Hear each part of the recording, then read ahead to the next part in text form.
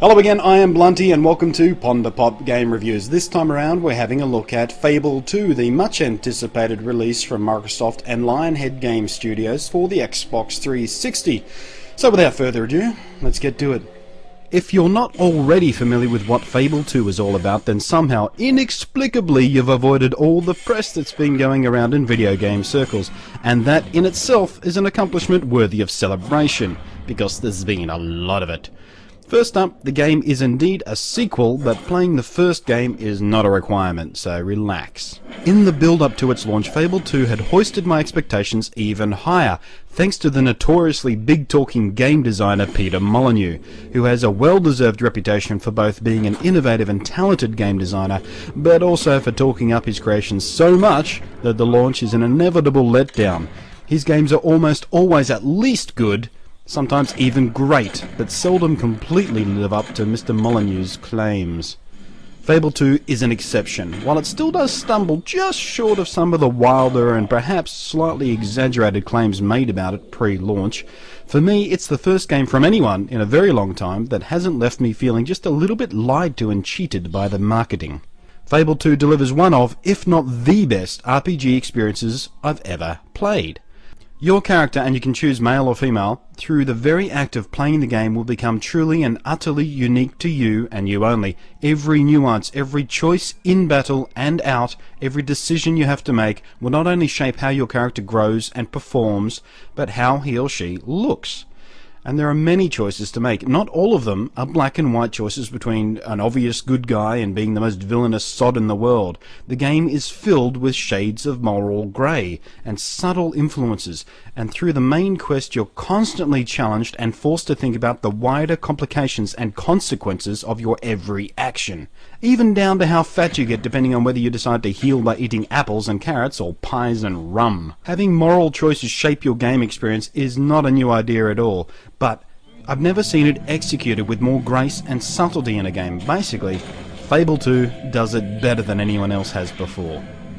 This continual evolution and evaluation of your character, combined with some of the truly wonderful storytelling, really does a fantastic job of absorbing you into the world of Fable 2. And in what is an exceedingly rare event for a video game, there were at least a few points in the game that really, honestly, emotionally moved me. Technically, the game is fairly decently put together as well. The environments are stunningly well detailed, the lighting and sound design work wonderfully. There are some annoying quirks like tiny stones that you'd assume you could simply step over or walk past, only to be met with the most annoying thing in 3D gaming: the inexplicably invisible wall. The end of the map, the impassable point which looks completely passable. Annoying, but not the sole territory of this game either. It happens in just about every 3D free-roaming game you can name. And in this one, at least you don't run across it too often. There's a glowing breadcrumb trail that can lead you to your next quest or event. Your faithful dog serves both as a kind of in-game radar, letting you know where to find treasure, and growling in warning of ambush, and both work wonderfully in avoiding the kinds of inelegant on-screen displays and mini-maps and all that kind of rubbish that you see in some other games, and making the whole experience a bit more natural feeling and organic. And without giving too much away, there are certain choices you can make in the game that may leave you without your faithful canine companion, and you will miss him, not just for his function in the mechanics of the game, but because he's your dog. The game feels just a little empty and lonely once he's gone. The controls are another shining point of the game design. The combat system is all but perfect. You can switch between either close-up melee combat, ranged weapons, and magic in a heartbeat, each assigned to just one button, with the power or style of the attack determined by how long you press. It's an absolutely seamless arrangement, and it works flawlessly in-game. Despite sounding oversimplified, the level of finesse, strategy, and creativity you can accomplish in battle is beautiful and thoroughly enjoyable. Fable 2 is a game that's quite difficult to give a complete and thorough review of. I could easily go on and on about this game for quite some time. There are many levels of very deep layers and elegant complexity that unfold constantly.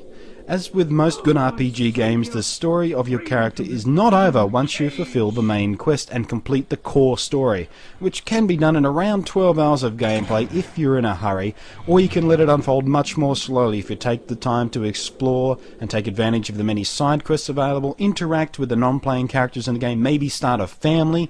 all that kind of stuff. And there are many more quests and adventures that open up only after you've completed the main story. The truest test of any RPG game is what is its replay value.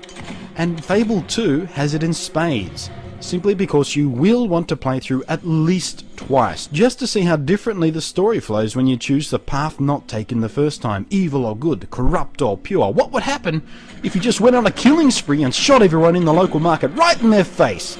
Because you can do that, if you wanna. In short, Fable 2 has a story that is well written and involving. The technical execution is, at its best, beautiful, and at its worst, merely adequate. The quests and puzzles are entertaining and engaging. The overall experience is definitely worth the price of admission. Alright, look, let's cut the love fest short here, shall we? What I'm basically saying in my seemingly unending praise for this game is the game is awesome, and it's probably going to be easily rated amongst the best games of the year. If you're into RPGs, check this game out. If you're not into RPGs and want something to sort of ease you into the experience, get this game. You're going to have fun. Catch you next time. You're like a giant of our time, set to bestride the history books. Yippee!